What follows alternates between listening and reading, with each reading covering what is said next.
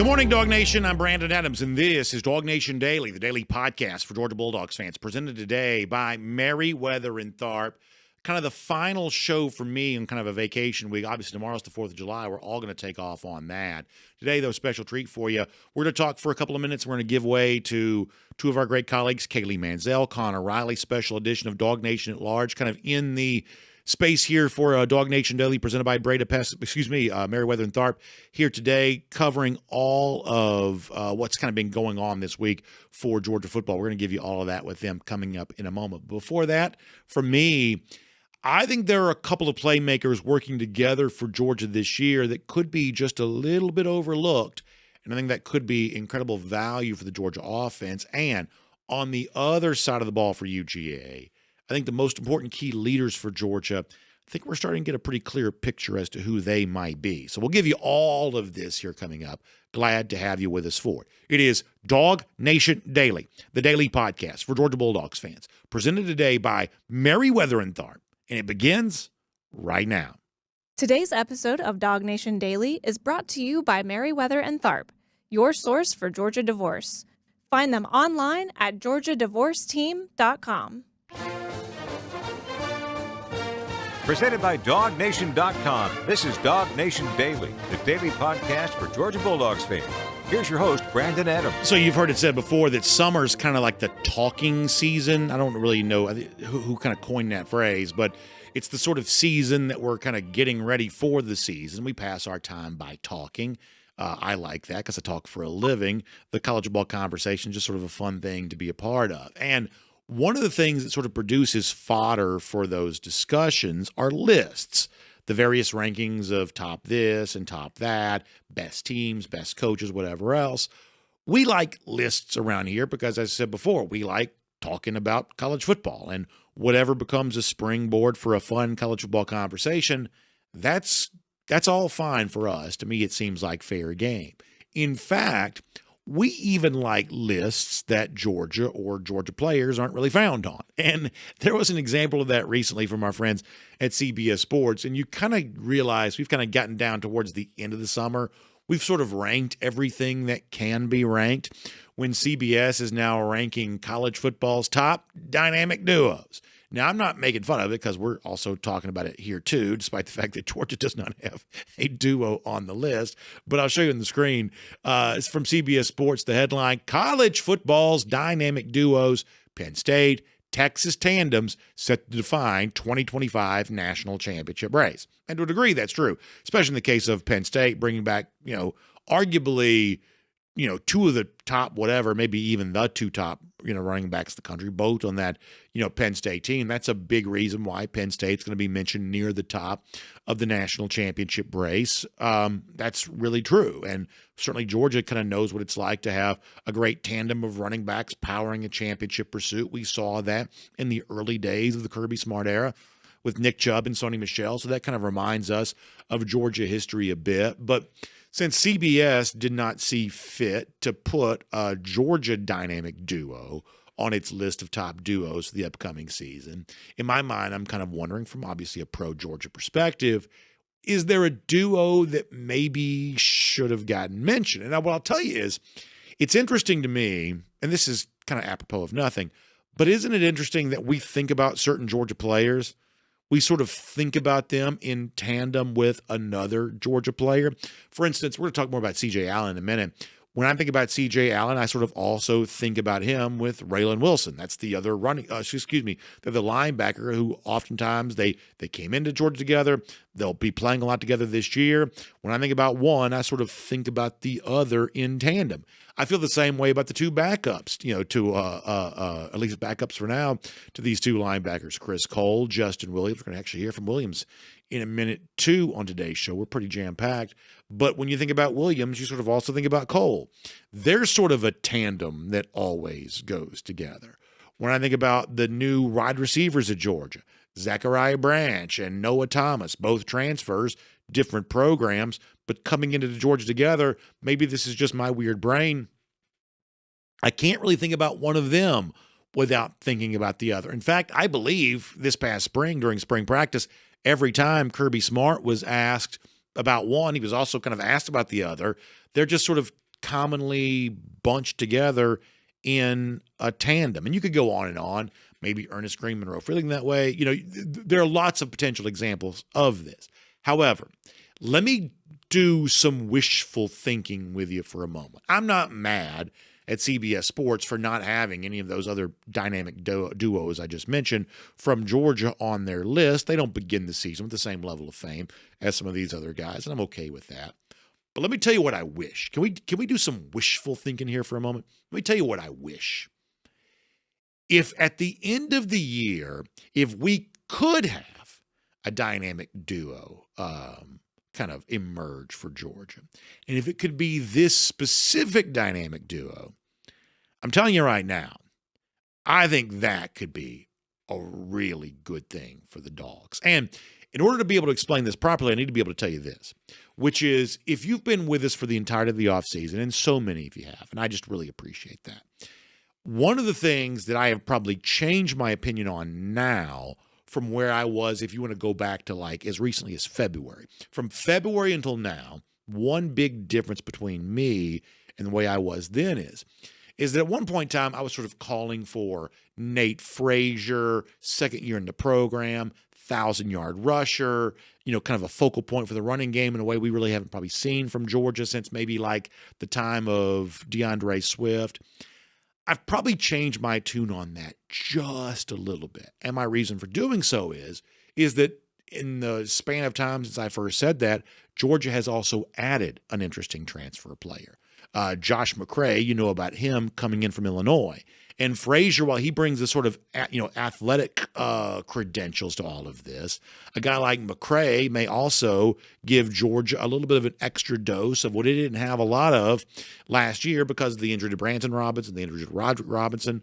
Georgia didn't have a lot of this a year ago, but in the presence of McCray, based on what he did at Illinois, the kind of guy that can get sort of those tough, hard yards in the middle, that may be one of those things that McCray is able to do for Georgia this year. In fact, if you want to go back to Kirby Smart, SEC spring meetings, gather with some reporters, this is just a print quote, but Smart that day talked about what he liked about Josh McCray. I'll show it to you here coming from our friends at the Athens Banner-Herald. In a world of a lot of 3rd and 1s and 4th and 1s in college football, with analytics people going for it, you need short yardage backs. We think he gives us the potential to do that. So all of a sudden now, Nate Frazier is just as good as I always thought he would be, or at least I think he will be. But now you're pairing that with what Kirby Smart talks about, tough, hard yards on 3rd and 1 and 4th and 1. And I'm not here to tell you that Frazier and McCray together are going to be the next version of Sony Michel and Nick Chubb. I'm not saying that. First of all, if healthy, Roderick Robinson is still a factor in this. Other running backs are going to be heard from too, Cash Jones, of course, and others. But doesn't it feel a little bit interesting to be as high as many of us have been on Nate Frazier and now have a guy like McCray who got some good stuff for an Illinois team that played in the top 25 a year ago, that had a big bowl game, for instance, against South Carolina, had a lot of that. I mean, doesn't that feel like kind of a fun tandem? And as I said before, we have felt, very strongly about Nate Frazier's chances of success for quite some time. Made a lot of fans with the way he played this season, and we finally got a chance to hear from him near the end of the year. We liked him even more. His appreciation for Georgia's football history, a big part of that, despite the fact he doesn't come from Georgia, way out in California. But he knows Todd Gurley. He knows Sony Michel. He knows these guys that have made Georgia what so many of us love calling RBU. And he told us, prior to the Sugar Bowl, that keeping that RBU legacy, that heritage of great running backs here at Georgia alive, that's something that's very important to him. This is what he said about that back in the end of December. It means a lot to me, man. Honestly, just watching all those great running backs. As I'm watching the highlights, of course, I'm watching their plays and all the cuts and the great plays they're making. But as I realize, I just see the touchdowns that they did, and as I keep watching, I see all of them doing it. So I just want to keep this tradition alive. I want to keep RBU alive. So that was just doing that was like kind of making a mark to me to keep it alive for other running backs that's gonna come here after me and stuff like that. So there's nothing not to like about that from Nate Frazier, to use a double negative. A guy who showed a lot of promise during his first year And as he takes steps towards fulfilling all that potential, he does so with his place in Georgia's football history in mind because of what DeAndre Swift has been, and Sony Michel has been, and Todd Gurley has been, and Nick Chubb has been. Nate Frazier has an understanding of that and wants to follow up on that with his own Georgia career. And he certainly impressed his UGA teammates in year one on campus. I'm remembering back something that Justin Williams, the outstanding emerging Georgia linebacker, said about his experience of watching what it is he sees from Nate during Georgia practice and how much of a playmaker he believes that Frazier can be because of what he has seen in those competitive moments on the practice field. This is Justin Williams going back to the spring. Shoot, because Nate didn't come mid-year. I was like, as a freshman, I'm like, hearing Nate Frazier, I'm seeing his clips, the highlights on Huddle. I'm like, this dude's gonna be crazy. So I think the biggest thing when I was watching Nate is when he came in fall camp and I'm on the same field and I misfit a run and Nate cuts. And by the time he cuts and I turn around, he's already 20 yards down the field. And I'm like, what the heck? This man is flying. And I knew that from then and on, I was like, these guys are gonna be special. And that was a great moment for him. And he had a great fall. And he's gonna help us a lot this year. He's going to be flying. He's going to be special. That's the sort of playmaking credentials we think that Nate Frazier can have. And if you pair that with a guy like Josh McCray, who Kirby Smart says in his own words, may be getting tough, hard yards between the tackles, doesn't that feel like a pretty fun tandem? Doesn't it feel like it has the potential to be, to borrow the phrase from CBS, a dynamic duo? If that comes true for these Dogs, it could be a very good year for UGA. My name's Brandon Adams, and this is DawgNation Daily, the daily podcast for Georgia Bulldogs fans, presented today by Merriweather and Tharp. Glad you're with us. Normally, it's live here at 10 a.m. Today, a portion of this will be live, not me right now, but in just a moment, I'm going to give away to our friend Kaylee Mansell, Connor Riley, for a special edition of DawgNation At Large. That comes up here in a little bit. Always a lot of fun. And for those of you who are with us each and every day, I certainly appreciate that while I'm enjoying kind of my final days off prior to the big run through the 2025 football season, which comes up on the other side of our Independence Day holiday tomorrow. And, of course, we appreciate our friends at Merriweather and Tharp who make all of this possible, your source for Georgia divorce. And obviously the divorce process, scary and confusing. And, one of the things we've heard from people in our audience over the course of years is, it may be one of those things that you try to put off as much as you could. And my encouragement to you, if you can, you probably should.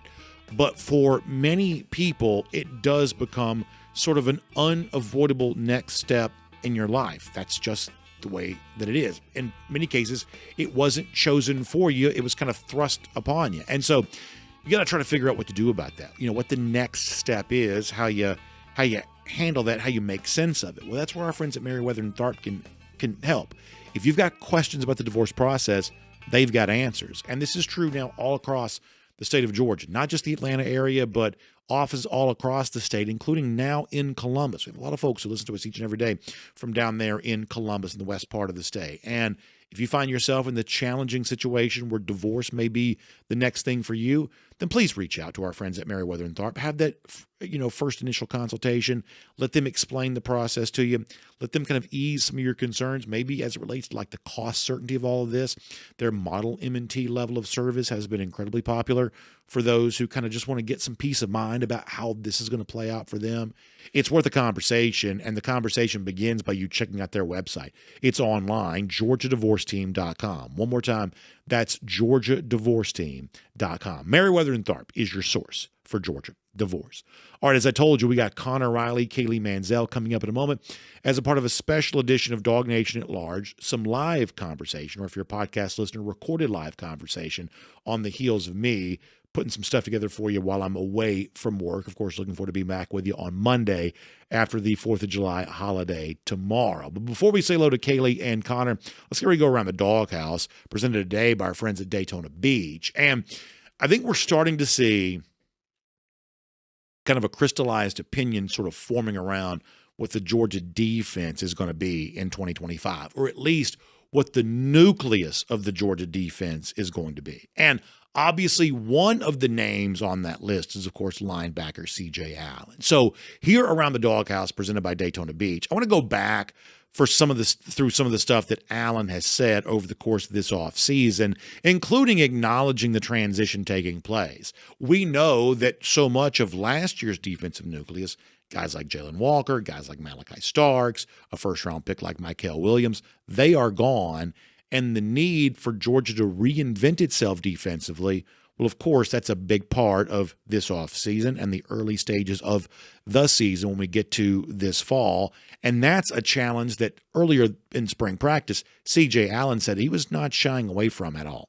Well, I think just for one, the standard is always going to be the standard, no matter who's here and who's left. You know, those guys, they're gone. They can't help us with what's going on now. So we're trying to focus on who's here and who's on the field with us now. So if you're a Georgia fan, I think you do take some comfort in that, the fact that that work is already being done. You probably marvel at the fact that it feels like just yesterday we're talking about C.J. Allen stepping in as a freshman that was perhaps able to play and play more than people realize. All of a sudden now he sort of sounds like one of the veteran members of this Georgia defense. And if, once again, you go back to Georgia spring practice, if that transition feels like it's happened pretty quick for us, Allen said, at least from a certain manner of speaking, it's kind of happened pretty fast for him too. Oh, it's definitely a blessing to being one of the older guys in the room, complimenting the younger guys. So you kind of have the experience of being a younger guy and know what they're going through and things like that. So yeah, it's definitely a blessing. I wouldn't say it came fast. Well, it felt like it came fast, you know, but you just trying to lead those guys in the room and lead the team.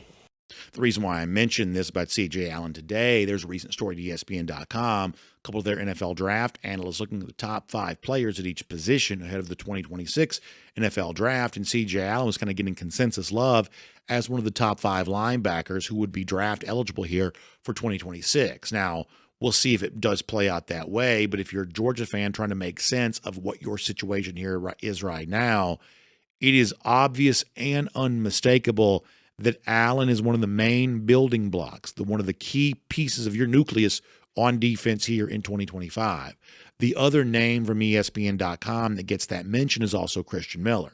We think his return, with apologies to Allen, for me, Miller may even be the most likely first-round pick on this current Georgia defense. But as we kind of sort of enjoy these final days of summer before fall camp begins, before you know it, and before Georgia goes to SEC Media Days, guys like Allen, guys like Miller are going to be a big part of this conversation. We'd add Dalen Everett into that discussion, and despite the fact that he's not draft eligible, we'd think the same thing about K.J. Bolden, that this is a Georgia team that lost 3 first-round picks, but it's also been really good at replacing first-round talent, has to do it each and every year.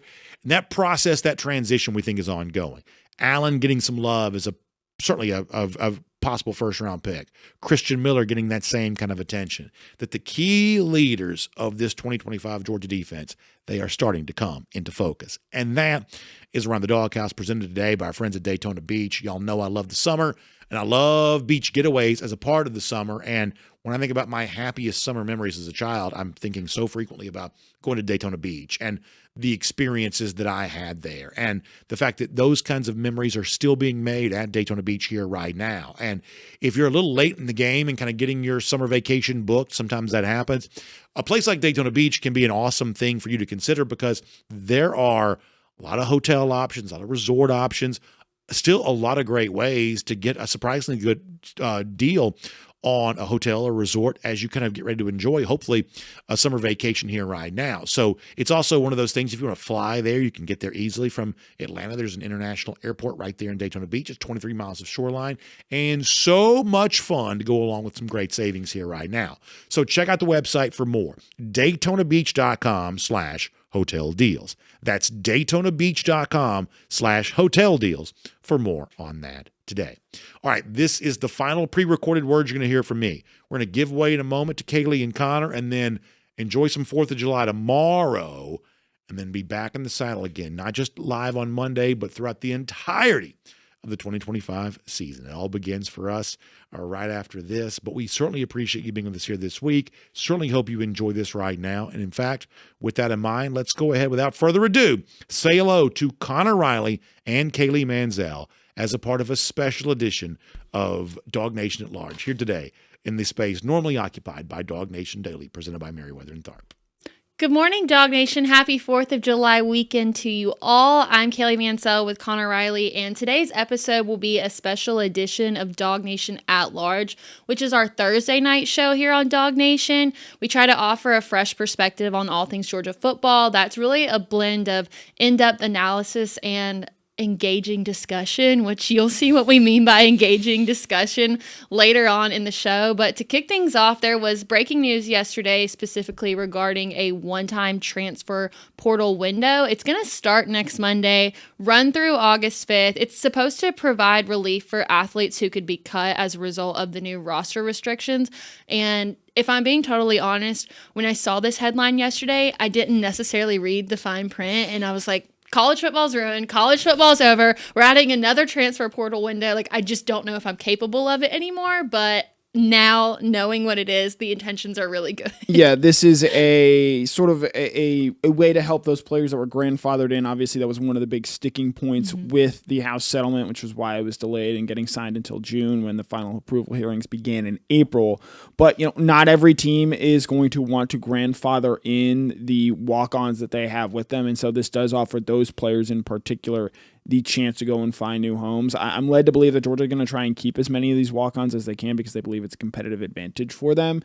And so in that regard, this may not impact Georgia all that much, whereas I think other programs that maybe don't want to keep their walk-ons, you see them start to filter out and go elsewhere. Where my mind went, is there any sort of loophole to this where just about anybody can enter that portal, or do they have to fall under that specific category to, I guess, meet the intention of what this is supposed to be for? So anybody can enter the transfer portal, but the problem with doing so at this hour, this late, is that fall camp is right around the corner, and you put yourself, I think, at a major disadvantage in just dropping in right before there, not going through summer training. So I wouldn't expect a ton of established players to enter and use the portal in this regard. Yeah, considering how important the walk-on spots were to Kirby Smart, I didn't have the expectation that this was going to have a major impact on Georgia football. But with this being a one-time thing, I'm very interested to see how this plays out. So hopefully we will continue to cover this storyline here on DawgNation At Large. It's the show for the new breed of Georgia Bulldog fan. This is DawgNation At Large with DawgNation insiders Connor Riley and Kaylee Mansell. So I just want to say congratulations to you all for making it a full week without a live version of Brandon Adams. This is the last day where you're going to have to see me. Thankful that Connor could come join me in person today. I'm really excited for what we've prepared for today's episode. I feel like it's a good mix of what this show really brings to the table. Starting with, we're going to do our sleeper picks for the 2025 season. Maybe not necessarily like the breakout stars, but more on the underrated side. Maybe some guys that have been overshadowed. So we're each going to give 3 sleeper picks for this season. Then our DawgBites segment we do every single show, where we usually cover a variety of topics, but this time we're going to focus on the 5 most important players in the 2024 class. We'll follow it up with our favorite memes of the week, which we usually do with Cody Chaffins, but he's not here today, so Connor and I are going to hold it down. And then in the spirit of 4th of July, this is where engaging discussion comes into play. We're going to do what we think SEC coaches would bring to a 4th of July cookout. There's a lot of room for opportunity and error in this discussion that we're going to have later on. And then at the very end, we will have Jake Fromm for the Kroger Fresh Take. And then, of course, Connor and I will take live comments in the R.S. Andrews cooldown, which is always hit or miss when we do it. So we'll focus on the task at hand. We'll start with our sleeper picks, but I do think that it's important to recognize the differences between what is a sleeper pick versus what makes it different from a breakout star. Yeah, so I think a sleeper is a guy who is going to be a good player for this team. Maybe not necessarily be an all SEC level player, but someone who makes plays when called upon, and is someone who just, especially I think in regards to the national media and the way that they're viewed, discussed all that frequently. I think these are guys that like real Georgia fans are like interested in seeing and knowing how they turn out this season. Well, I'm going to kick us off today. And if I had a hypothetical $100 bill on the table and I said, Connor, could you take a guess at what my first one is going to be? Who would you say? Sokovie White. It is going to be Sokovie White. I will take any opportunity that I can to talk about him because I don't think that he's just your typical slot receiver. And seeing him in high school, super dynamic, quick, reliable hands, and I think his route running ability can create mismatches even despite the fact that he's not crazy big in size. I think he's going to be really good in short yardage situations, maybe some of those more intermediate routes. I think that the kind of versatility that Jacoby White can bring to the table and what's been an absolutely stacked wide receiver room that Georgia's been able to put together in the offseason, like the stats aren't going to be super flashy, but it's going to be a quiet impact. Where's he from again?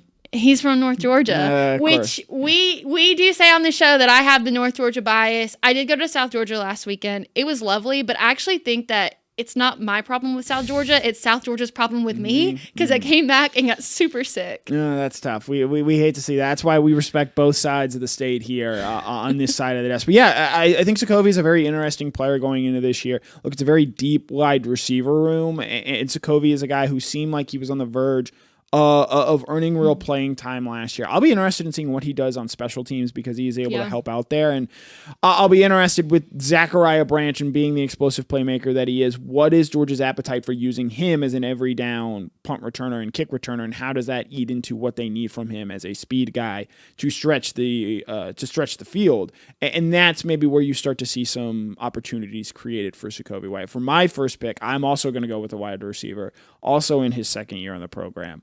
But I'm going with London Humphreys. This is a guy who did a lot of different things for Georgia in the spring game. I was really impressed with him. They moved him around the field. He was great in short yardage. He was able to create explosive plays. A very good athlete, maybe underrated in that regard, and perhaps because of his skin color.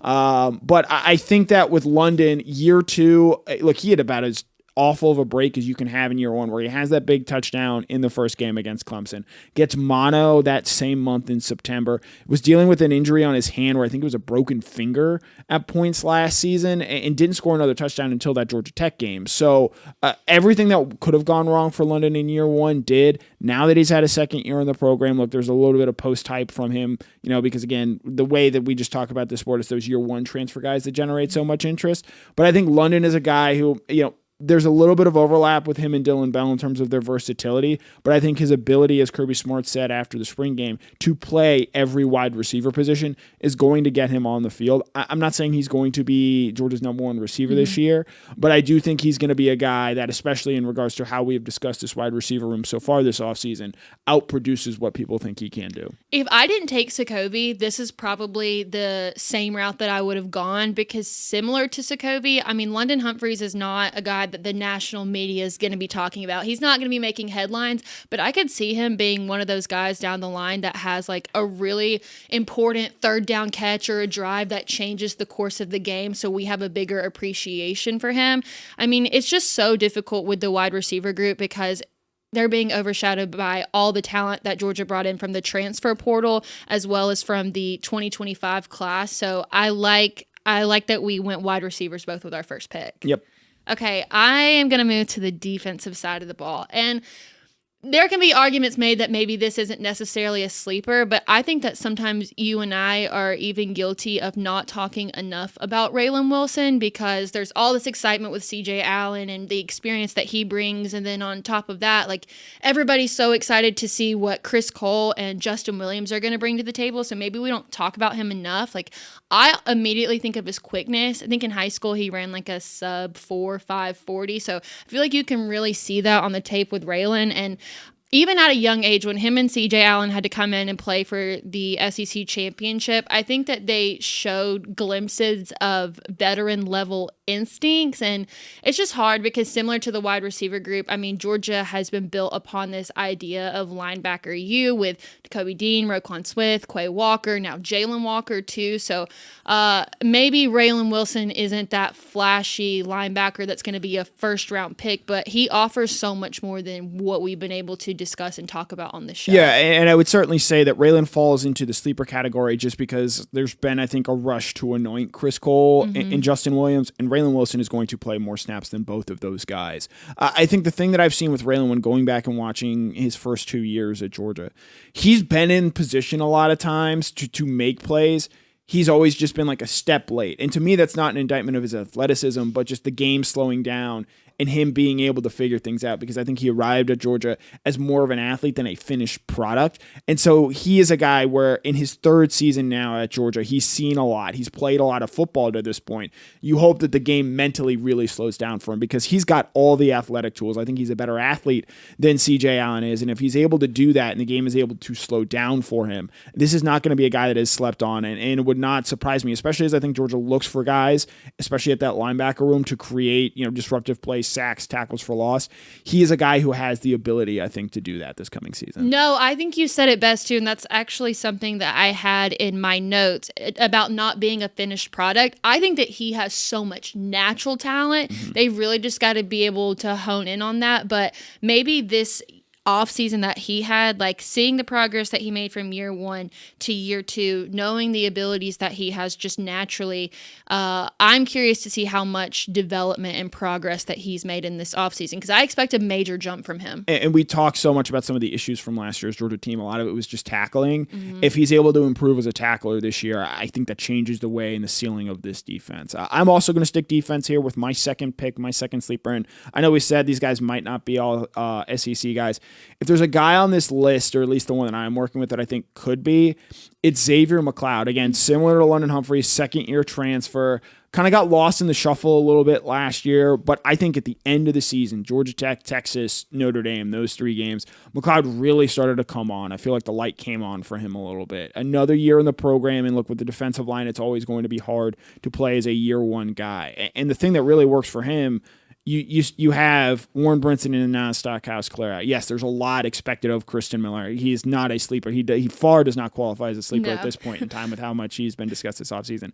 McLeod in his second year, I'm very interested in seeing what we see from him, because Jordan Hall is an easy guy to discuss because former 5-star, third year with the program. Is it going to happen for him?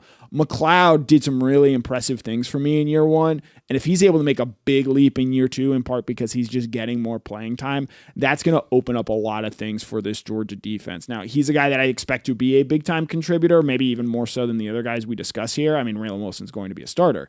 But I think that Xavier McLeod is someone who, if he has a really great year, changes the ceiling of what this defense can be. And last year when it came to the defensive line, especially in the earlier part of the season, there was so much inconsistency because there was a lot of injuries. So I think maybe you had to put Xavier McLeod in a position that he probably wasn't ready for. So this is someone that I think can only benefit from time with the program. And I think having that experience, maybe even if he wasn't ready to step into that position yet, was really crucial to the impact he'll make this year. Yeah, and McLeod was one of those guys that was injured early on last season. And so to see the improvement he made at the end of the season when he was fully ready to go, that's the most encouraging thing to me. And now that he gets that second full off season in this Georgia program, there's a reason Georgia wanted him very much as a high school recruit. He ultimately picked South Carolina. There's a reason they pursued him very aggressively when he went into the transfer portal, and I think we're going to see that this season. All right, I'm going to stick with the defense for my last pick here. I'm going to go Ja'Cory Thomas. I like this pick. And look, there's been a lot of discussion about the safety room, KJ Bolden excluded, but you bring in 3 transfer portal players, so immediately you want to start looking at the shiny new thing. And I think that Ja'Cory Thomas is the sleeper because he's so versatile. They used him in so many different ways last year. So, I mean, he's not having these flashy stats that immediately draw the eye, but I think it goes back to this idea of the silent killer who's going to be able to do a lot of things for this team when there is a lot of new guys in the room. Yeah, they bring in Zion Branch, who I'm very interested in what he brings from a physical standpoint. Jaden Harris played a lot of football at Miami. So did Adrian Maddox at UAB. Ja'Cory Thomas is going to start against Marshall. Ja'Cory Thomas is going to start against Tennessee if he's healthy. I think he's going to start against Alabama at that safety spot opposite KJ Bolden. He's a guy that's played a ton of football here. He's a guy that can play both the star and the safety position, and the versatility that he brings to the table, especially when, this is a Georgia program. I think they only have like 11 4-year players that have spent all 4 of those years at Georgia. He's one of those. We know Kirby places a premium on that. This is a guy that understands the program, understands the demand that comes with playing on the Georgia defense. And like, he's not a flashy recruit. He's not a newcomer. He's a guy who's waited his turn. This guy is somewhat of an anomaly. in this day and age. And I think that he is a guy who classically fits what a sleeper is. Yeah, I like the size and the physicality too, a little bit bigger. I've got 6 foot, a little bit over 200 pounds. This just feels like a Kirby Smart type defensive player who maybe they're going to move him around a lot, but they're going to find ways to get him involved because he has been with the program for so long. Yeah, and look, like now Chris Smith was able to get on the field a little bit earlier and was able to have a longer career because he was able to redshirt. Mm-hmm. But you look at Chris Smith, he was a similar ranked recruit. And Chris Smith, and for my money, has had the best career of a Georgia safety that has come through Georgia. I would take his career over what Malachi Starks gave. And I'm not saying Ja'Cory Thomas is going to be able to do what Chris did in his senior year in 2022, where he was a first-team All-American. But a similar type player who just finds himself in the right spots and makes the right plays. That's something, especially at the safety position, that is incredibly valuable for this defense. Bring us home. I'm going to go with Gabe Harris. Yeah. And this is a guy who I think, especially because of the addition of Elo Madozie at the outside linebacker position, has been a little bit overshadowed. And in part, Gabe in his first 2 years at Georgia bounced between the defensive line and outside linebacker position. I would say he was never really a true outside linebacker for Georgia in that regard. And I think that, to me, the biggest impact that Madozie is going to have for this Georgia defense, I don't expect Madozie to come in and have 6.5 sacks year one. If he has that, Georgia is absolutely thrilled. But what it's going to allow him, what Madozie is going to allow Georgia to do is it's going to allow them to use Gabe Harris in his most advantageous way. They're going to be able to play him wherever they want to, as opposed to pigeonholing him to that outside linebacker position. He's more of the traditional, like Sam, bigger-bodied outside linebacker, but he can and will play snaps on the defensive line for Georgia this year. He's in his third year in the program. He's played a little bit, and he's going to play a lot this year for Georgia. And I think that this is one of the more important pieces on this team. And, he's been lost a little bit in the shuffle because he was recovering from labrum surgery in the spring and didn't have a full go. And now you bring in Madozie, the transfer from Army. But this is a guy who is, to me, going into the season, one of the most important pieces on this defense. And we actually talked about him a little bit last week. He's obviously got big shoes to fill with names like Michael Williams and Jalen Walker. He doesn't have to be them. Mm-hmm. He doesn't have to be extraordinary. Just consistently good, minimal mistakes, but the value that he brings, not just to the team, but to the room, is the actual level of Georgia experience, because Elo Madozie, while he was a standout at Army, doesn't have any experience in the SEC. Georgia brings in 3 edges in the 2025 class who have no college football experience. So just even being immersed into the Georgia culture is going to be huge for him. Just very, very different. And South Georgia standout. I knew that you were going to find a way to squeeze that in there. So that's my cue that we got to keep moving on. Coming up on the show, we'll look at the most important players in the 2024 class. We'll also do our what SEC coaches would bring to a 4th of July cookout. I'm so excited to get there. And then we'll have our Kroger Fresh Take with Jake Fromm, where we'll talk about the comparisons that have been made between Gunnar Stockton and Stetson Bennett. But first, we want to remind you that here on DawgNation At Large, we are so excited to partner with Zagoria Law Firm. And what makes Zagoria Law Firm so unique, I know Brandon talks about it week in and week out, is that they're the only law firm in the state that specializes in representing people who have been bitten by dogs, as well as those who've been knocked down by dogs. It's also accessible for anyone in the state, whether you favor North Georgia or, hey, maybe even South Georgia. You can still reach out to Zagoria Law Firm. If you or a loved one has been hurt by someone else's dog, make sure to give them a call at 833-GA DawgBite. That's DOGBITE, or visit ZagoriaLaw.com. And with that, this is DawgBites.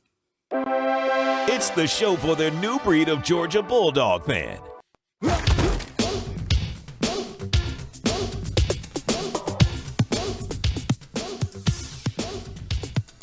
So we've kind of been doing a continuous series here on DawgNation At Large, where we've been reviewing the most important players of each class. We've done 2022, 2023. Now it's time to get to 2024, which is probably the group I'm most excited to talk about because there are already some established guys as well as those on the rise. But let's take a look back at the class of 2024 when they were coming in as freshmen. They were the #1 class in college football. I believe they started out with 30.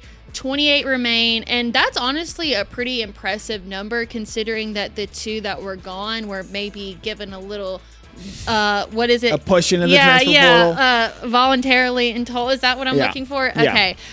So there's a lot to be excited for with this group. I mean, it it all starts with Nate Frazier, not just important for the class of 2024, but one of the most important figures on this entire Georgia team. He provides an explosiveness that I feel like the Georgia running back room has lacked for a while, and his role now becomes even more important with a not as experienced Gunnar Stockton. Yeah, Nate Frazier needs to have a big year for Georgia if they're going to accomplish things they want to. He needs to top 1,000 yards. Georgia last year, and you talked about the explosiveness aspect, which I think he absolutely brings to this running back room.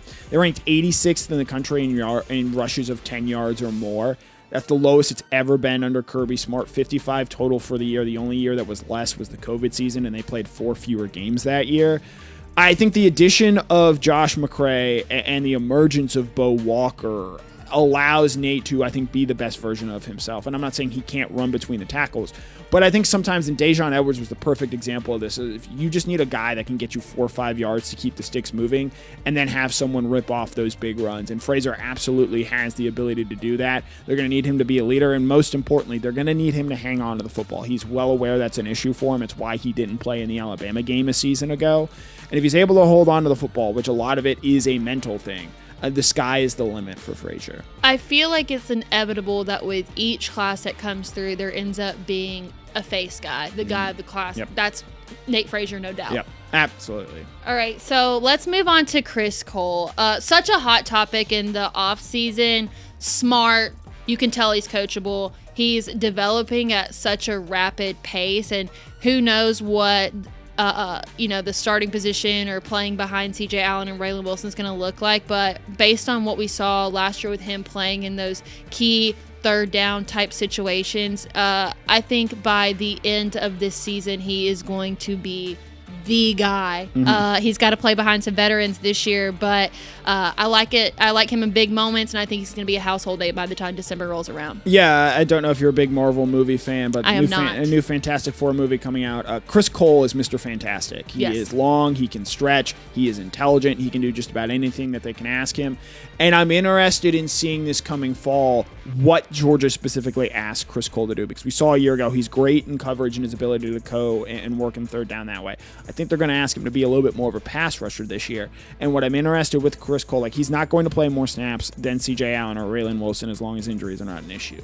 But how they elect to use him, I think, is what makes Chris Cole so fascinating, because I do think that there's a lot of excitement in what he brings to the table. And how Georgia elects to use him, I think, is going to say a lot about their defense this year. And I think he fits the mold of what we think about when we think of great Georgia linebackers. So in December, I expect us to be having a way different conversation about what Chris Cole did. Let's talk about Daniel Calhoun. At 6'6", 360 pounds, I mean, one of the bigger offensive linemen that Georgia has signed. But in watching him in high school, like, the size and how light he is on his feet, like, do not match at all. And with a completely different offensive line this year, he's the future cornerstone for what the Georgia offensive line is going to look like in the years to come. Yeah, he's got a chance to start this year. I think he is going to do that. Obviously, the foot injury he suffered in spring practice limited him a little bit. It opened the door a little bit for Michael Uni, another 2024 signee.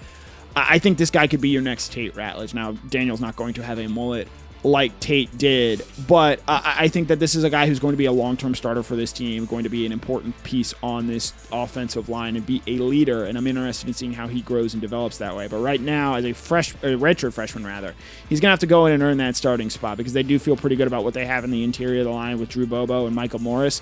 If Calhoun is able to emerge as that guy for Georgia this year and lock down a starting spot, that's going to be great for the future of the offensive line moving forward. This would be such a good time for Cody to not be on vacation, so we could just have that quick AI turnaround of Daniel Calhoun with a Tate Ratledge mullet on top of his head. I actually kind of feel like that might work. I'm worried about what that might look like. I mean, honestly, if I'm lined up on the other side of Daniel Calhoun with a mullet, like, I'm intimidated. Yeah. All right, let's move on to our next class of 2024 member, which is going to be Joseph Jonah Ajonye. And I feel like part of the reason that we haven't talked about him more was because of the injuries last year. But I think if that doesn't happen, there's a chance that they find a way to get him involved early on, even despite being young. Former 5-star, and I feel like on the lines of scrimmage, the rank translates over more. It does. It's just hard to find guys of that size, that speed. You know, on a team of great athletes, Jonah Ajayi might be the best one just in terms of what he brings from an athleticism standpoint. Coming off a foot injury, he had surgery on it last October. That's why he didn't end up playing out the season. He redshirted. The expectation is that he will be fully ready to go by the start of fall camp, 100% cleared. He is a guy that Georgia, we talked about sleepers. Jonah Ajayi, because of his recruiting ranking, can't be a sleeper, but he is someone Georgia absolutely needs to emerge as a contributor. He doesn't need to be a superstar this year, but he is someone that they need to be able to rely on to play every single down because of the way that this new look defensive line is going to be in 2025. Jonah Ajayi, I'm not saying he needs to, have the 5-star type season that we all expect him to eventually have, but he needs to emerge as a consistent contributor for Georgia this year. Also could have the best nickname on the Georgia football team, the Nigerian Nightmare. Yeah, absolutely. That just sounds scary, right? Yeah. All right, last one. Let's go Jaden Riddell. I think maybe you could have also put him in this sleeper category, but I knew that we were going to get to him later. Kind of similar to what we were talking about earlier with the pass catchers. You've got veterans ahead of you in Oscar Delp and Lawson Lucky. Then you've got exciting guys behind you in Ethan Barbour and Elias Williams. But he's going to be the replacement for Benjamin Urosic. And I remember when we went to the Orange Bowl and the picture of the early enrollees came out, and Jaden Riddell was the one that everybody was talking about. I don't expect necessarily a breakout season for Riddell, but let's call it a breakthrough. Yeah, I think Riddell is someone that they're counting on to play real snaps this year. And he picked up an injury in the G-Day game, had tightrope surgery after that, expected to be ready to go for fall camp, and that rolls around the end of July, early August. And he is a guy who I'm very interested in seeing athletically what he brings to the table, because I think in terms of his ability to stretch the field, he has a gear that I don't even think a Lawson Lucky has or an Oscar Delp has. And so in that regard, I think Lawson Lucky is going to work a lot of the middle of the field. Oscar Delp is going to do a lot of the short area stuff. In terms of stretching the field, in terms of being a vertical up the seam threat, I think Riddell can do that. And then you see with his size, he's got an upside in blocking that maybe Lawson doesn't quite have in that regard. And that's going to allow Georgia to keep him on the field a lot this year.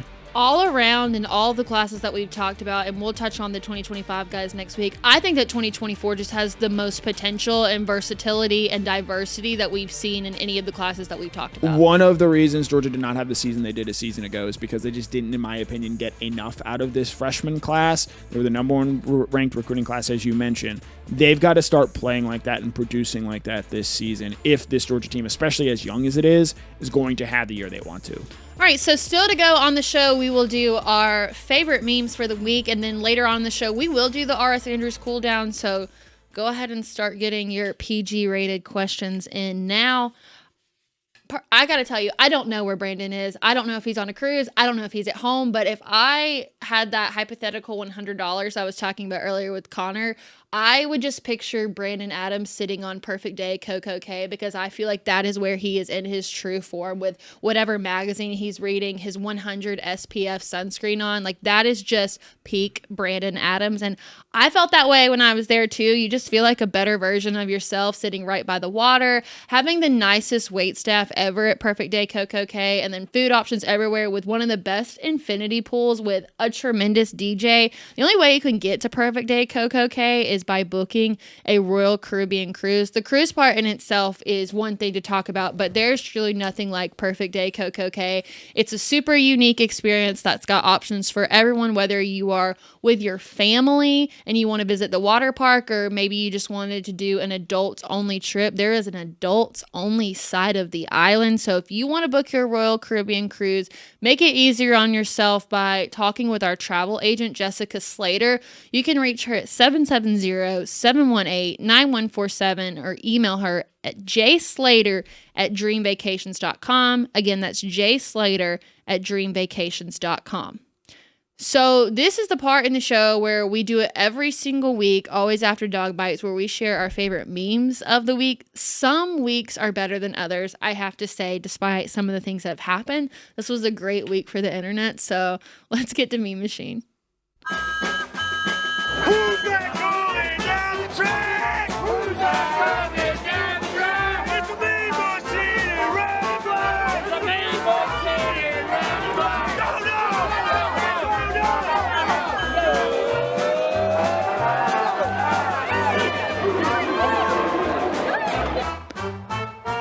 before we get to this, I have been waiting for the right time to bring this up, and I know that you can defend this argument better than I can.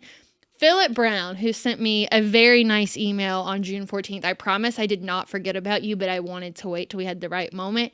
He wanted to address the fact that our segment says, who's that coming down the track instead of what's that coming down the track. You are in favor of what's, correct? That's your no you're who's. I'm who's. Okay, so what's the logic behind that? Why does it make more sense? So grammatically speaking, a train is an inanimate object, and so it is supposed to be a what's that coming down the track because it is it is an inanimate object. However, I am on the younger side. I know I don't always look it, but the younger generation always says, who's that coming down the track? And so it has sort of become, and we've had this discussion with Brandon before, I think the older generation sort of tends to go with what's because that's what it was originally written as, because that is the way it makes sense grammatically. Whereas I think the younger generation has more co-opted the who's that coming down the track because that sounds more intimidating. I think for me, this is very similar to like envelope. I never really know what I'm saying until it comes out of my mouth. So sometimes I say who's, sometimes I say what. I don't know. Can't do both. You have to pick a side. I just do it in the moment. I don't know. You have to pick a side. You're either a who's person or a what's person. Well, let us know in the comments if you're a who's or a what's. Now we'll get to Meme Machine. I've actually been sitting on this one for a while. I've been so excited to bring it up. If you followed along this show at all, you know that I'd made the Pop-Tarts Bowl like half of my personality during bowl season, and it was announced that the Pop-Tarts mascot was going to be a part of the new college football 26 game. And the tweet says, someone somewhere is so happy that the Pop-Tarts US mascot made the game. That person is me. Mm-hmm. I am the someone who is somewhere because I still can't get enough of it. And sometimes when I get bored or maybe a little sad, I go back and find myself watching videos from the Pop-Tarts Bowl. What's your favorite Pop-Tart? I like a classic strawberry, but also the brown sugar cinnamon every now and then. It's a little sweet sometimes, so you can't have it every day. I think strawberry is one that you can consistently have, but brown sugar cinnamon it's like a delicacy. I go wild berry, but also a frozen cookies and cream Pop-Tart. Great little dessert snack. I've never had it frozen. I've always done it in the toaster. I never toast my Pop-Tarts. Okay. I'll have to try that. It's like, I guess it's like the frozen grapes kind of a concept. Okay. Well, that's all I had. I am a big advocate of the Pop-Tarts Bowl, and maybe now this is the push that I needed to actually play the game. There you go. For my meme, Wimbledon going on, back in 2010, 15 years ago now. American John Isner, a Georgia Bulldog, beats Nicholas Mahut in the longest ever match at Wimbledon, and Skinny, one of the best Georgia accounts out there. I wish somebody had Kirby and Brent Key pose for this photo in front of the scoreboard last year when Georgia and Georgia Tech played an 8 overtime game, the longest game in Georgia history. Only the Penn State-Illinois game went longer into 9 overtimes, and just an all-time incredible moment. 70-68, and just poor Nicholas Mahut, just them posing and taking this picture after just an all-out marathon of a match. I think it took place over the course of 3 days. 70-68. They have changed the way that they do tiebreakers now, in part because of this match. More often than not, I think there's only one major where you keep playing now. They go to a 10-point tiebreaker in tennis, and I'm a big summer tennis guy. Wimbledon, French Open we got through, and then later on in the summer, the U.S. Open, always a great scene in New York. So big tennis guy, nice little tie in here. John Isner, a Bulldog, and then obviously last year the marathon with Georgia Tech, 8 overtimes. I knew about this, but I don't think I realized it was over the span of 3 days. Yep. That's crazy. Yep. Also, really sad for my girl Coco Gauff going tough. out in the She's first not on round. grass. She's not great on grass. Yeah, I know, but I don't know. I really like her. I think that she's a really great representation of my generation of the next athlete. So I find myself rooting for her. But I do love Wimbledon fashion, even though I really don't like wearing white that much. I love the ambiance that it brings. So there's no tricks. I think that we're just going to go ahead and get into it, because one thing that we try to do on DawgNation at Large, this is where engaging discussion comes in, if you'll remember that. We call it our fun segment. We switch it up each week. Sometimes we bring back reoccurring things, but just something to switch the vibe up. So this week it's going to be what SEC coaches would bring to a cookout. Yep. Connor and I have both selected 5. At the end, the voice of God, a.k.a. Jay Black, is going to come on and let us know what cookout he would rather go to. I feel like we took two different approaches to this. So I'm gonna let you kick us off, Connor. Who you got first? Okay, first up, I have Sam Pittman. He's going to be cooking hot dogs at our cookout. He's going to be getting them from Walmart, because Arkansas, there's the tie-in there, with the Walmart money they have. But most importantly, I had to get Sam Pittman here because of the vibes that he brings to the cookout. I want him running my grill. A guy knows how to cook for a lot of people. Great life of the party guy to have, and an absolute important, not just, for the food that he brings to the table, but the ambiance and vibe to the cookout he brings. Because some of the guys that I wanted to pick, they're not maybe the best hangs, but they do bring great food as well. So I think I get a little bit of the personality higher here with Sam Pittman. It is not a cookout if Sam Pittman is not there. Yeah. Like, I imagine that he has to be the first draft pick, no matter who you're doing this for. 100%. And there's a lot of versatility with him. He'll come up later on in mine. I also started in the, let's say, the meats category. I'm going Steve Sarkisian. He's bringing all the beef, Texas Longhorns, variety, hamburgers, steak, hot dogs, but in being from Texas, he ends up making like grilling and Texas barbecue his entire personality. Isn't wanting to let other people touch the grill because nobody does barbecue like Texas barbecue. So he's bringing the meats, he's controlling the grill. So that's my least funny one. We're gonna get that one out of the way. That is something I thought about, and that leans into who I'm going with next. Similar meats, but not from the state of Texas. We're going Eli Drinkwitz, bringing some St. Louis ribs, some St. Louis barbecue ribs to the party. Now, I like Eli. I think if he gets a bigger job than Missouri, I think his personality might shine through a little bit more. But, look at those ribs. You get those ribs. You get those hot dogs. Maybe you want some burgers on there. Maybe Sam can throw those on the grill for you. But I'm a big fan of some nice ribs, and I think Eli would bring those, being from the state of Missouri. I don't know, because he just seems more like a store-bought potato salad guy to me. I wanted to find some way to get potato salad onto my cookout, but I could not. And I want to have some regional ties, and so that's why I took Eli Drinkwitz there at where I did. There is a painfully obvious one here because a hot dog, a hamburger is only as good as the stuff you put on it. So we have Lane Kiffin. He's probably arriving late in his designer sunglasses, trying to take over the playlist. He's posting Instagram stories, but he's bringing the condiments. Yeah. Most importantly, the French's mustard. Yeah. It couldn't have been any other way. Yeah, he picked that up from Neil and just scooped it in his pocket. Yeah. It's the same bottle. It's the only thing he's bringing, but that is the one that he is. And he's consistently trying to rub it in Josh Heupel's face, hey, remember this. So I mean that it makes sense. Yep. Next up for me, so I'm going to Texas. Great barbecue spot there. I'm leaning on sides. I need some variety here. I can't just all have meats. We can't be having the meat sweats on the 4th of July. So I'm bringing Mike Elko, and we're gonna bring some mac and cheese. A great side. I love it. I think just about everyone loves it. I know some people love it at Thanksgiving. I didn't want to bring Steve Sarkisian, especially with Eli there. And Mike Elko, I think, is a really interesting personality hire as well, brings something to the table. And he's bringing mac and cheese, and that's the kind of food that I want to have on my cookout there so far. I think that you are pretty in favor of Mike Elko. That's one. I'm a big Mike Elko guy. What is it about Mike Elko? There's just this is a guy. He's worked at Duke. He's worked at Texas A&M. Those are two very different cultures, and I liked what he brought in year one to Texas A&M. They kind of fell apart a little bit at the end of the year there. But I think that this is a program where, especially from the ruins of Jimbo Fisher, I'm very interested in seeing how he builds it out, even if we never ultimately get to see Georgia play in College Station. So next, my talents are going to be taken to, let's go Shane Beamer, who kind of forgot that he was supposed to bring something, stopped by his local Kroger, picked up a fruit platter, then surprised everyone by bringing the fireworks.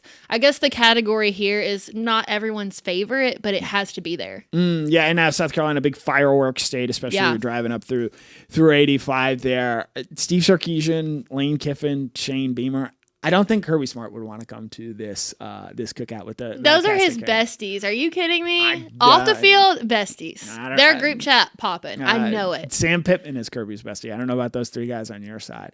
Up next, I am going to bring Kirby Smart to the cookout again. I think, from a vibe standpoint, I think he would be great. He's going to bring peach cobbler, leaning into the localness of it, Georgia peaches. You need a little bit of dessert there. I know some people prefer apple pie on the 4th of July. But we're going to go a nice little peach cobbler there to mix in, have a true cookout, have a dessert in that regard.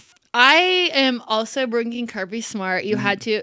Kirby Smart, the highest paid coach in the SEC. You know how the rich stay rich, Connor? How? By not buying extravagant things. Kirby Smart's bringing the plastic utensils. It's got to happen.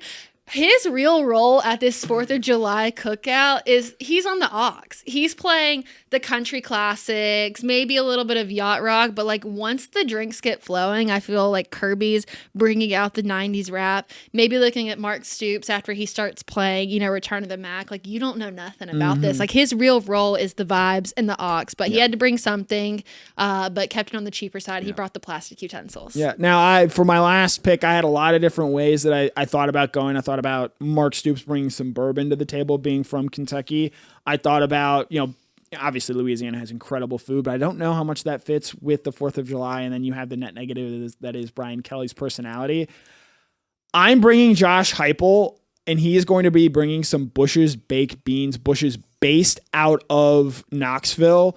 Look, Josh Heupel, not exactly a dynamic personality guy, but I love baked beans. They are my number one side, and you do them right, they are so dang good. And so I think from a meal perspective, while Josh does not bring a lot from a personality standpoint, I like to think that I've got enough there with Kirby and Sam and Elko that's going to overcome that. And then the baked beans, I think I've got a nice combination of food at my cookout mixed with the personalities. Yeah, you definitely have a very diverse food platter. Very, very classic 4th of July. I'm going to ramp it up. I mean, of course, it's got to be Sam. I had to end on a positive note. I have Sam Pittman bringing the refreshments. Take that how you will. I mean, Uncle Sam is everyone's favorite. He's the one that rounds this whole group out. Everybody, let's get along. He's sitting by the grill, telling old war stories, cracking jokes, making sure that no person's refreshment gets empty. And he's also making sure that everybody labels their red Solo cups and Sharpie markers so nobody gets it confused. I mean, he's just everybody's favorite guy. I almost went the route of just picking Sam Pittman and him bringing 6 different things, and it was just my dream cookout, which is me and Sam Pittman. Yeah. So, all right. I have a feeling I know who's going to be the winner here, but we will still let our wonderful producer, Jay Black, come in and tell us which cookout he would rather go to. I have a question. I never felt more old than when I heard Kirby Smart's on the aux. What does that mean? That means that he's the one responsible for connecting his phone to the speaker, and he is choosing the music that gets to be played. Think like DJ. Yeah, he's the DJ. Well, I congratulate you guys on inviting half the league. The guys that were not included. Clark Lee, Brent Venables, Jeff Libby, nobody cares about them. Kalen DeBoer, nobody sure if they likes him or not. And then nobody likes Hugh Freeze, Brian Kelly, Mark Stoops, and Billy Napier. I thought about Clark Lee maybe bringing some Nashville hot chicken. That did cross my mind. I thought maybe for him like a charcuterie board, something more on the sophisticated side. That's one way to say it. You know? You mean the bachelorette party side of Nashville? I guess so. Yeah. So Kaylee's guest list is boom or bust. Like Steve Sarkisian could be a great hang. And Lane Kiffin can go either way. You're either going to love him or you're going to hate him. Connors is safer. Eli seemed like he's cool. We all love Sam. But Connor's food choices are better. That's fine. But the tiebreaker for me is going to be the dessert. A fruit plate compared to a peach cobbler, there is no contest. Yeah. So this is not an official Connor-Kaylee showdown because only Cody is allowed to make the ruling. But in his stead, I will give Connor the nod here for the best cookout. I mean, I can definitely see Shane Bramer bringing a fruit platter. 100%. You could have just had him picking up like a cookie cake or something. I thought about maybe like the carrots and the celery sticks with the ranch. 4th of July, I mean, potato salad, you could theoretically make the case that is a veggie. 4th of July is not a veggie holiday. I do appreciate that Kaylee made everybody bring multiple things, which is probably unlikely. Yeah, you bring one thing to the cookout. Steve had to bring every meat in Texas. Yeah. Well, he made barbecuing his entire personality because he's in Texas. Yeah. So, but I am not bitter about the situation. I fully came in here expecting that you would win. But at the end of the day, who's the real winner for incorporating the Lane Kiffin, Fridge's mustard connection? You do get points for that. That was the painfully obvious one that like it came to me in my dream last night. Yeah. So, I mean, mustard and hot dogs. I mean, what can go wrong there? All right. So let us know in the comments what you think. What would different SEC coaches bring to a cookout? Specifically, let's go the Kirby Smart route too. In just a second, we'll hear from the former Georgia quarterback, Jake Fromm. But if you were not with us on yesterday's episode of DawgNation Daily / Before the Hedges, we did announce that we will be on the scene for the Caden Prothrow commitment decision, which will take place next Saturday, July 12th. We don't have a time yet. This is a 5-star tight end / wide receiver. It's one of Georgia's last chances to be able to get a 5-star in the 2026 class. So make sure to tune in with us on Saturday, July 12th. If you need an extra reminder, you can subscribe to our DawgNation YouTube page, which will give you a notification anytime that DawgNation goes live. So even if you are one of the DawgNation members that maybe DawgNation Daily is more your cup of tea, but you want to get into exploring the other DawgNation shows more, subscribe, and that way you can get notifications anytime that we go live. And while you guys are here, just go ahead and give us a like on this page so we can show Brandon that we did an okay job. And with that, I had the chance to sit down earlier this week with Jake Fromm. We talked about a variety of things, including what it looks like for a quarterback to play a role in recruiting others from the class, as well as some of the comparisons that have been made between Gunnar Stockton and Stetson Bennett. So this is Jake Fromm on our Kroger Fresh Take. And here on DawgNation Daily, it's now time for our Kroger Fresh Take with the former Georgia quarterback, Jake Fromm. As much as I would like to get straight into football, sometimes there are things that are bigger than that. You and your wife just announced on social media that you're pregnant with your second child. I first want to congratulate you on that. Yeah, thank you very much. We are very blessed, and we are super excited to have another one just coming into our family. So could not be more pumped about that. We're having a November baby, so in football season, that will be new for us, and just ready to unpack all that has to offer. Do you find that there are any skills that translate over from being a quarterback to being a father? Wow, that is not a question I expected to be asked on today's show. I wish I could say, delegating and being able, to make quick and good rational decisions kind of under fire. Man, I don't know. I think probably taking orders, from your head coach would probably be one of the skills I think carries over. I know that probably wasn't a question that you anticipated, but I think you answered it in the best way that you possibly could have. And in that, it sounds like there is some things that translate over. So the big news here on DawgNation this week is that this past week, Georgia picked up 10 commits over the span of 8 days. And I got to attend a lot of these ceremonies and talk to some of the kids. And one thing that constantly came up is the involvement of Georgia's 2026 quarterback commit, Jared Curtis, and the role that he played in picking up a lot of the commits that they had this week. So as a quarterback, how much did you play a role in going out to get other guys and reaching out to players that would eventually go on to commit to Georgia?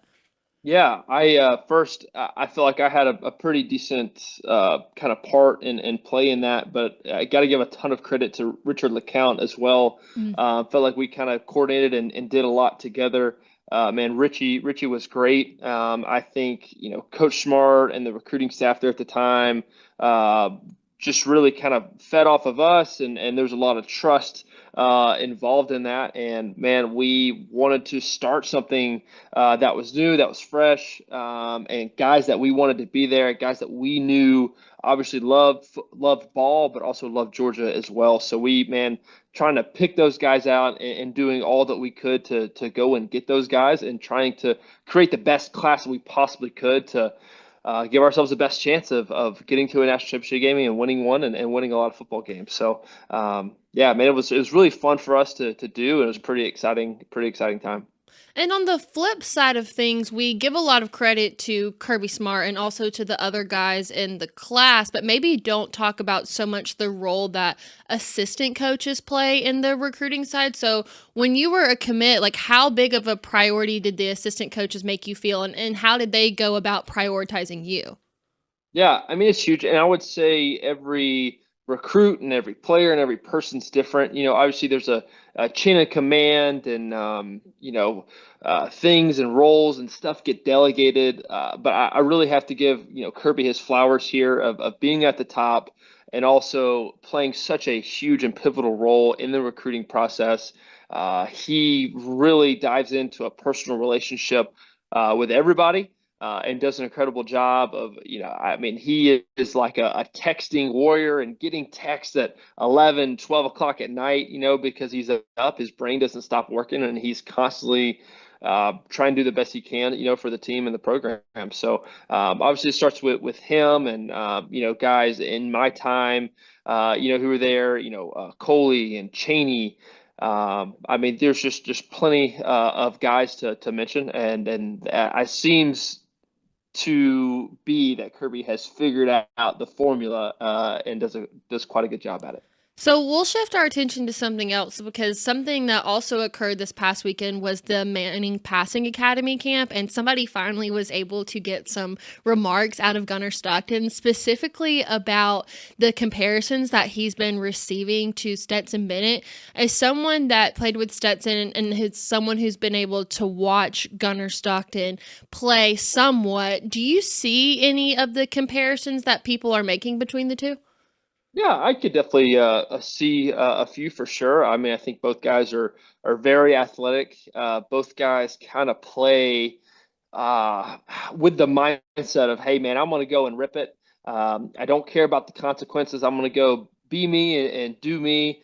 And man, I'm going to go out there. I don't care about losing the game. I'm going to go win the game. And I think playing the quarterback position, you have to play with that kind of mentality a little bit. You can't lose your edge, your competitive advantage, so to speak. And I think kind of both guys have a little bit of that mindset. I think, we talk about Gunnar's athleticism a lot, but man, I think Gunnar, from a mindset perspective, has a ton to offer, and that could be a huge competitive advantage for him this fall. Yeah, this was something that Mike Griffith and I talked about on our earlier this week's show On the Beat. And I mentioned that I see a lot of similarities between the intangible stuff that they both have to offer, because I don't feel like that we've seen enough from Gunnar to yet make the physical comparison. But I think they have both that underdog mentality. I mean, Stetson's got the classic walk-on story, but I think Gunnar presents himself in a different underdog sort of way, but the path to development, I see a lot of that between the two, and also just the respect that they've been able to gather from all of the players around them. I think that's very evident. So at least if we're making those comparisons, and Gunnar actually embraced these two, I see more of it from the intangible perspective versus the physical skill set. Yeah, I think that is a very, very valid point. There's a lot of similarities kind of in story. Obviously, Stetson obviously different with the walk-on background, but Gunnar could play the underdog story too in his head. Coming from a very small school in the state of Georgia, kind of being doubted of whether or not it would translate to a higher level of football, and getting his opportunity later in his career as well. So a lot of similarities there. And I think both have very underrated arms as well. I think both the guys can rip the football very well. And man, we'll have, I think, plenty of opportunities to see Gunnar in action this fall. So in just a minute, we'll talk about what the offseason looks like for a quarterback. But first, we want to remind you that here on DawgNation Daily, the Kroger Fresh Take is brought to you by Kroger. And as tomorrow is July 4th, there's a lot of things that you need to stock up on, whether it's stuff for barbecue, hot dogs, hamburgers, fruit platters, or whatever you need to have the best 4th of July celebration possible. Make it easy on yourself by using Kroger.com/boost. You can have everything delivered right to your door, so that way you're not in any rush on the 4th of July. Now's a good time to sign up, because you can try Boost free for 30 days. And with that, you can save up to $1,000 per year with 2 times the fuel points and free grocery delivery. And again, you can do that by visiting Kroger.com/boost. So, Jake, we are in this weird era of the summer where spring camp is well over, fall camp has yet to start, SEC Media Days is quickly approaching us. But from a quarterback perspective, what do you usually prioritize at this point during the summer? Is it watching as much film as you can? Is it building connections with your receivers? Or what is the primary things that you focus on at this point in the year when you're a quarterback? Yeah, I think the film stuff comes, playbook stuff comes kind of when you get in camp and closer to camp. For me right now in summer, Summer is about, building the camaraderie with the guys, getting on the same page, being able to just feel and guess what these guys are going to do before they ever do it. No body language, know what these guys want, who's good at what. And then for me personally, it was about getting in the best shape that I possibly could be in. Man, it's summer. It finally has turned hot here in the state of Georgia. You walk outside and you just instantly start sweating. It's a great time to get in shape. Kirby and Sinclair do a great job with the summer conditioning program they do.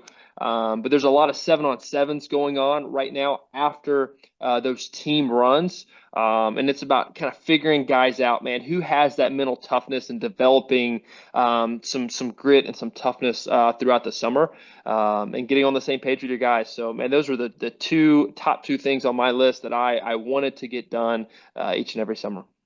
I think, too, for at least in Gunner's shoes, like not only it being your first year as a starter and you're having to develop connections with the guys who have already been there, but also he's in a unique position now where there's all these transfers coming in, especially at the wide receiver position, bringing in Zach Branch, Noah Thomas. So can you gauge just how difficult it is for Gunner to not only have to develop that relationship and those on-the-field connections with the guys that have already been there, but also the new guys as well? I'm so glad you brought that up because that is kind of a delicate situation of, hey, we bring guys in, you have a relationship with the guys who had been there. And for example, with me, Lawrence Cager coming in, right? This is a new guy. He's fresh to the scene and you're trying to feed this guy the ball as much as possible because you have less time, on task with him, but also making sure that your boys, the guys who had been there with you from the start, they're feeling good about their situation going into the fall and camp as well. So very delicate as a quarterback, having to kind of dance around personalities, and everybody wants the ball, man. That is part of the game.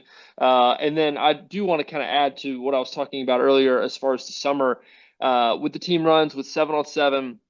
This is a huge leadership opportunity for Gunner to step up. Obviously, he's more of a doer than a talker, but this is a great opportunity for him to become more of a vocal leader this summer after team runs and the ball gets thrown out there and we're doing 7-on-7s.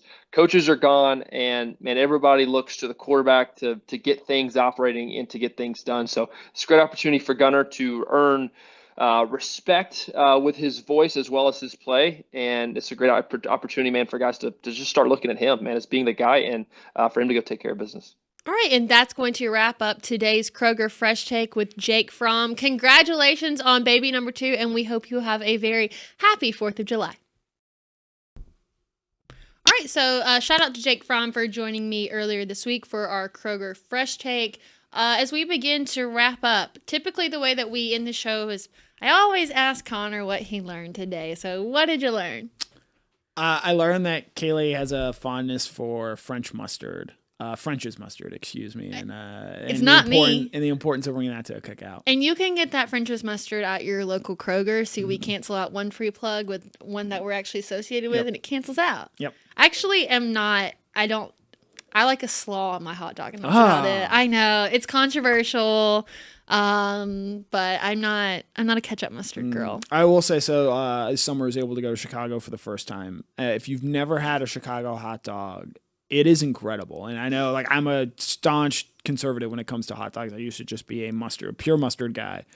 A Chicago dog, especially if you're lucky enough to have it at Wrigley Field, could not recommend it enough. All right, so that's going to wrap up today's special edition of DawgNation at Large. No show tomorrow for 4th of July, but it'll be Brandon Adams back in the studio on Monday, and I know you're happy to see it. So thank you so much for joining us all week long, and we'll see you right back here next Monday.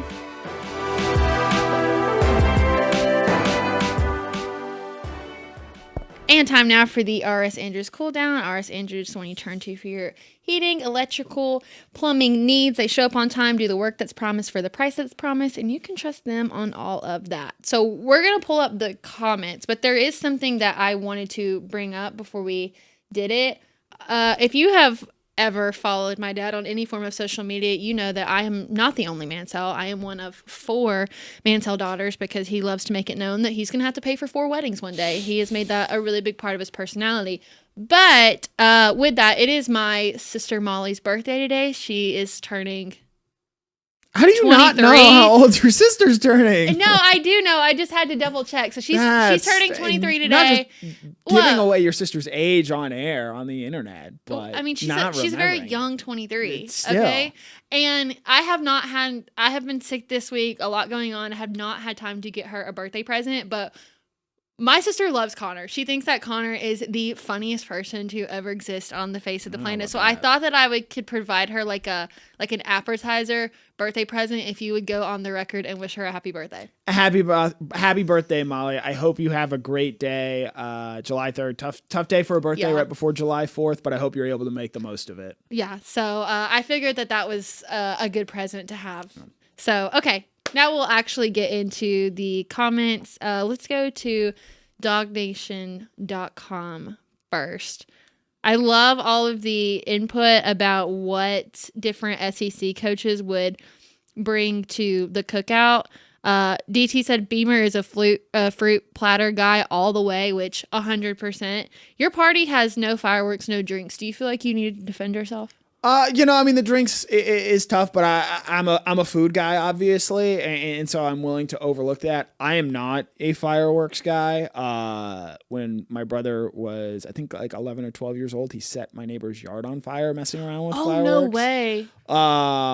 And my family, big fireworks family, and I think maybe that leans into why I just could care less. We won't knock Connor. The jury will not knock Connor for the fireworks because we should leave that to the professionals. Yeah. I mean, I just feel like that's the essence of what 4th of July is. It's just really about fireworks. I think it would be a different argument to make if you had like a dog at home. Yeah. Because, I mean, that's just the worst for them. But the other thing, so when I was younger, I used to work at our community pool and I would work in the snack shack, and like 4th of July, just super busy all day. I'm on my feet all day, running ice cream, food, whatever, out to the patrons. And so by the time I got off work at like 9:30, like I am like dead tired. I just want to sit on my couch and just like relax. And and then you hear fireworks going off, explosions and things like that. And it's the last thing that I wanted to deal with. I think 4th of July was one of my favorite holidays when I was younger, but now that I've gotten a little bit older, still patriotic. But there are other holidays that I think that I enjoy a little bit more. I'm gonna continue to look through some of these. Yeah, a lot of people are agreeing with you that a Chicago dog is the best, the GOAT. I've never had one. I've actually never been to Chicago, so I might have to follow suit. Fan. All right, I'm gonna go back to DawgNation. I saw a few suggestions on YouTube for what people might bring. I saw Billy Napier bringing Jell-O, which does unfortunately kind of fit. Not even like a fun dessert, just Jell-O because it's easy to make. That's from Kirby's Belt. I saw somebody suggest Hugh Freeze is going to bring. We're going to keep this family friendly because this is a family friendly slot. It is that we're on with DawgNation Daily. Hugh Freeze is going to bring Burger King. Which is certainly a choice. Jeremy Freeze ain't bringing a recruit. Yeah, maybe Jeremy Pruitt, if he's invited back, he can bring a McDonald's or a Chick-fil-A bag. I miss Jeremy Pruitt. I think that's one that could certainly be there. Or Jeremy Pruitt could bring asparagus. Oh my gosh. So I was really young when that show came out, but I remember my dad making me watch it, and at the time, like, I'm a young girl, I thought it was the funniest thing in the world, and that was my introduction to Jeremy Pruitt, so I felt like I couldn't necessarily dislike him when he took the Tennessee job. I think he just kind of got the short end of the stick on a lot of things, so he lives rent-free in my mind. Yeah. I will say on fireworks, because UGA Marine on the DawgNation page brings up that, like, the more immature they are, the better. I think of some great some great iconic YouTube videos, bootleg fireworks, throw it in reverse, Terry. My cousin Sean, shout out to him in Indianapolis, does like a full-blown production with music cued to it and synced up to it every year on the 4th of July. So I know there are people out there that love the amateur niche of it.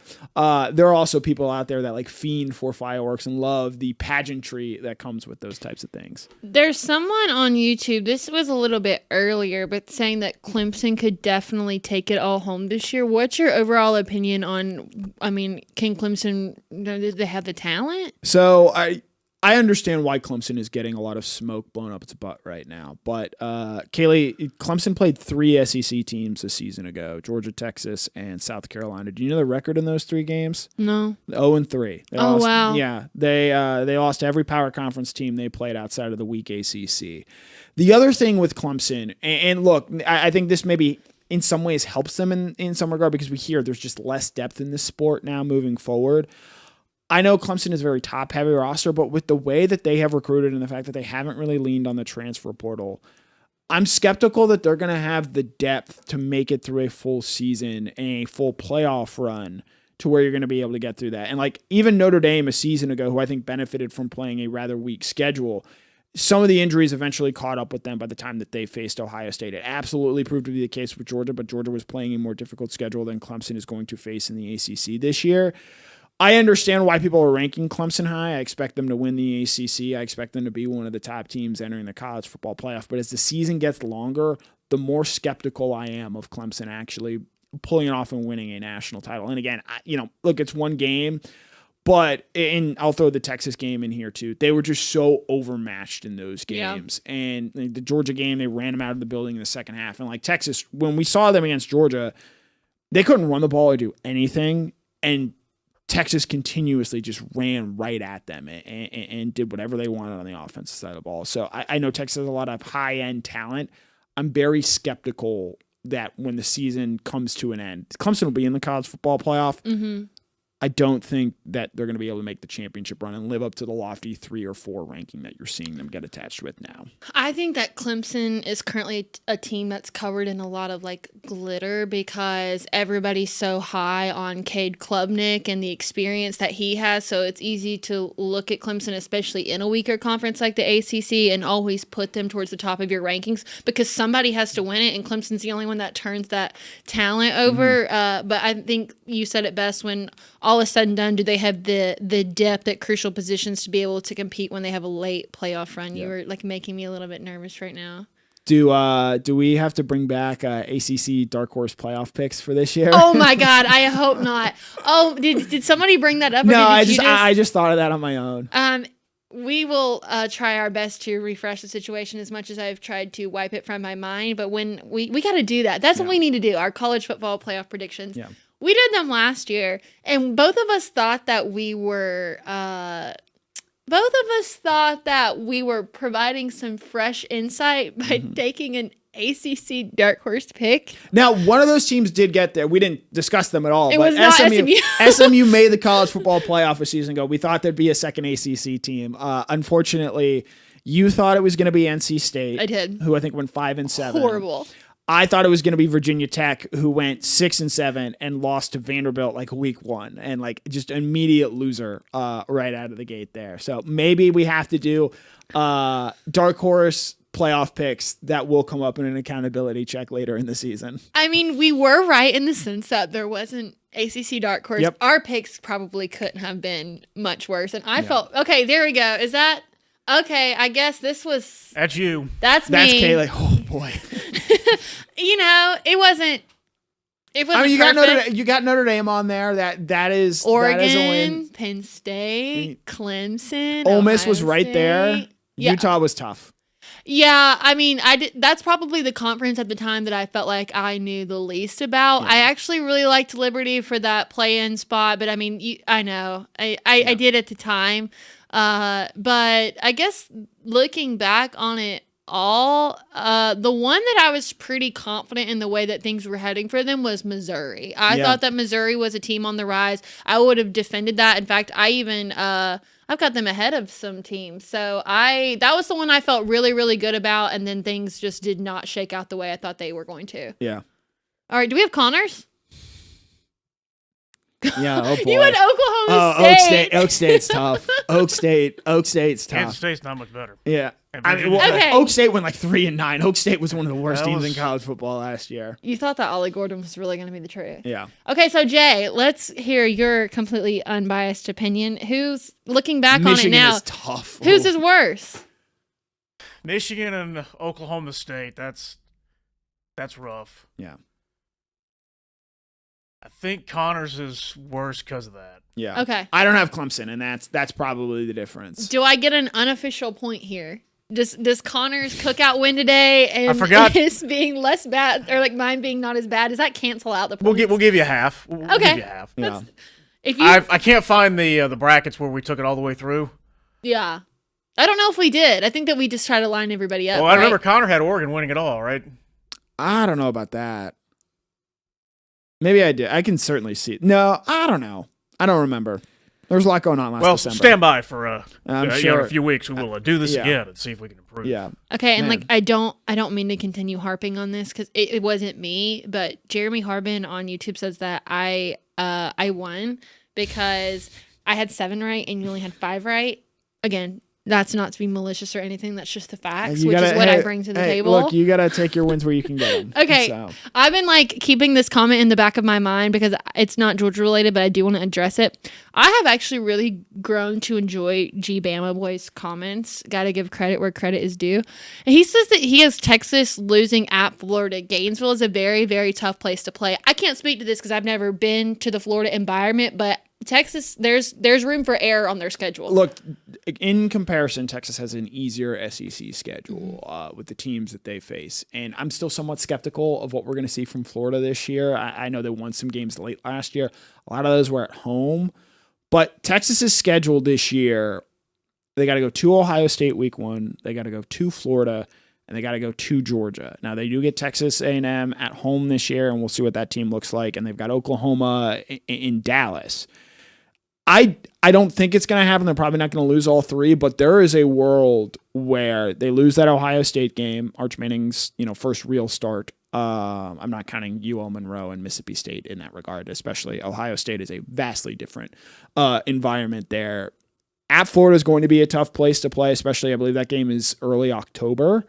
And then coming to Athens at the end of the season, there's a world where they lose those 3 games. You're 9-3, and we'll see if that team's able to get in the playoff. Those are going to be 3 really tough games for Arch right off the bat. Yeah, because as I mentioned, I've never been to Gainesville. I've only heard what it's like, but last year we talked about how lucky Texas got with some of their more competitive games being at home. Yep. So I feel like this, even still, it's not what I would consider to be like a gauntlet of an SEC schedule like Georgia has a significantly tougher schedule. But out of the 2-year rotation plan that they're currently on now, this one's definitely more difficult than what they initially had in their first year.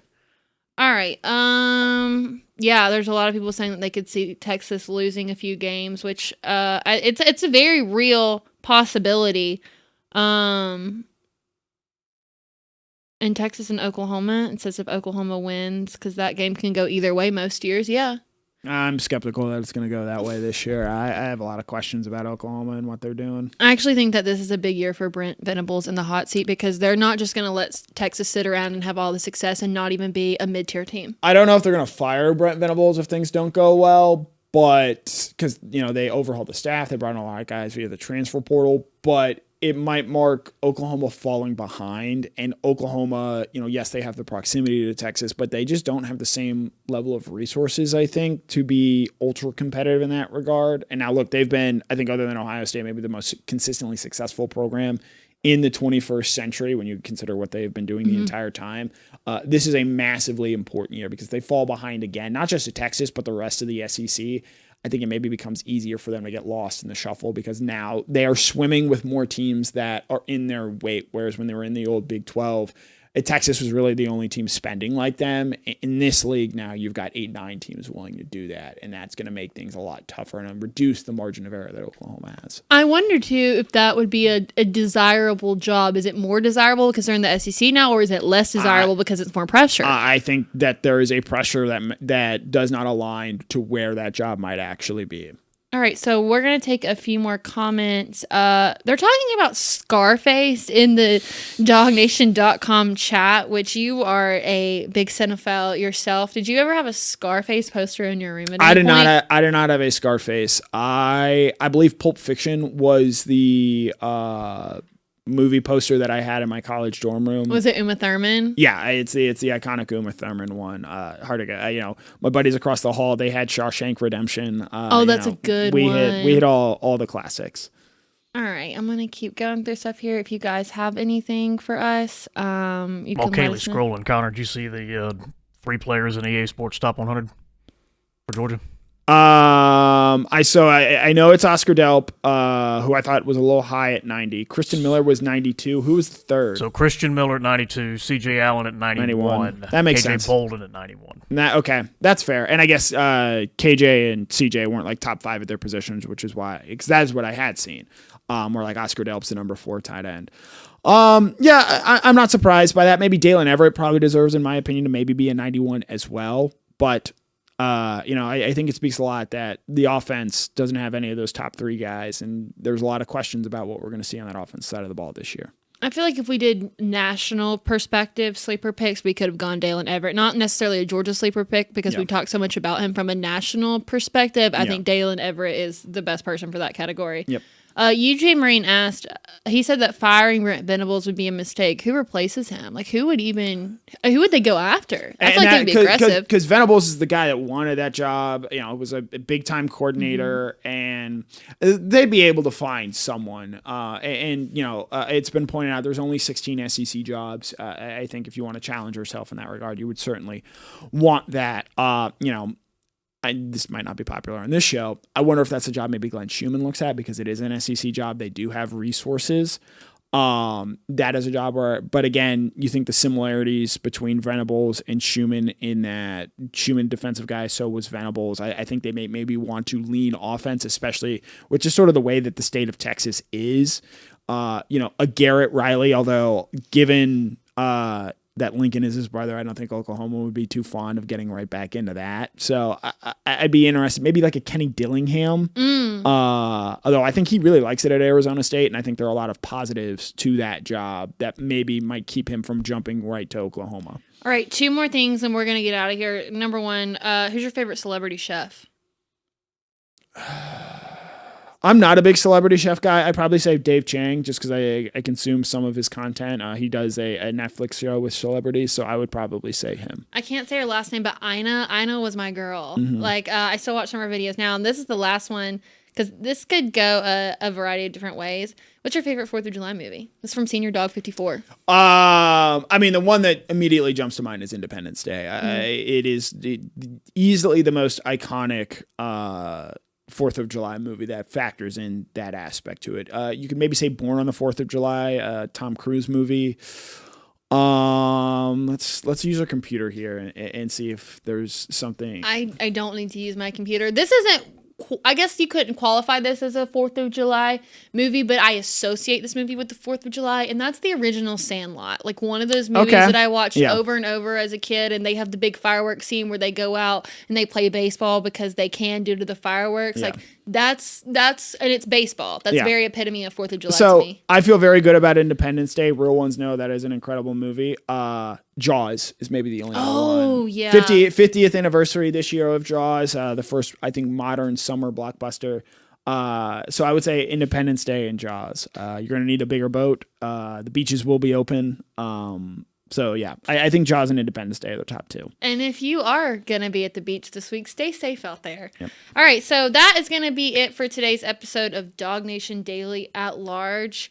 I just want to thank everyone for continuing to tune in each week. I know it's a little bit different when Brandon's not here, but we really do enjoy being able to interact with y'all in a live setting. So I want to give a shout out to Connor, as well as Jeff, who helped me out yesterday, and then Danny and Jay Black in the studio for dealing with us, honestly, on a Thursday morning. So thank y'all for continuing to still watch. So real quick, want to give a shout out to R.S. Andrews. We are at that point in the summer where absolute worst case scenario is your AC goes out. Yep. You want somebody who's going to be able to come fix it that day, and that's what RS Andrews does so well. It's that rapid service. They're going to get in contact with you super quick, figure out the problem, and they're going to fix it immediately. So it's one of those things that, and you never expect it to happen, but when it does, you need immediate attention. So make sure to check out our friends at RS Andrews. With that, again, no show tomorrow. We're going to be off for the 4th of July. I hope everyone enjoys their 4th of July weekend. And Brandon Adams, not myself. We'll see you right back here